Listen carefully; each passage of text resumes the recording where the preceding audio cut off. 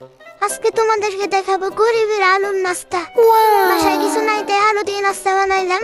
চলো তোমাদের কাছে দেখাইতেছি। প্রথমে নিলাম কয়েকটা আলু, তারপর একটা পেঁয়াজ, তিনটা মরিচ, তারপর আলুগুলো একদম কুচি কুচি কুচি কুচি কুচি করে কেটে নিলাম। তারপরে পেঁয়াজটাকে ধরে হালকা একটু কুচি কুচি কুচি কুচি করে নিচ্ছি। তারপরে গুলো সাইডে রাইখা দিয়ে তারপর মরিচগুলো একদম কুচি কুচি কুচি করে নিলাম। তারপরে সুন্দর একটা বাটিতে ঢেলে নিলাম। ঢেলে নেওয়ার পরে ওগুলোতে মরিচ, হলুদ, লবণ, তারপর দিলাম বেসন, কিছু চালের গুঁড়া, কিছু আটা, তারপর একটু পানি।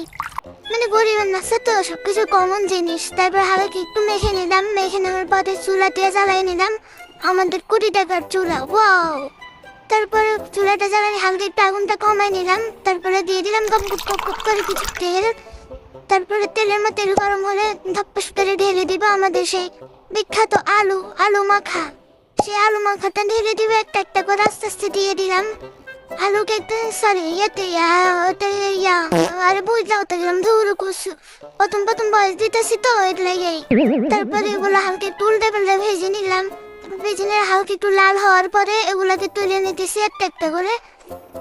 এগুলোকে একদম কম আছে বাঁচতে হবে, বেশি আছে বাঁচলে একদম পুড়ে টুড়ে ছালি হয়ে যাবে গা।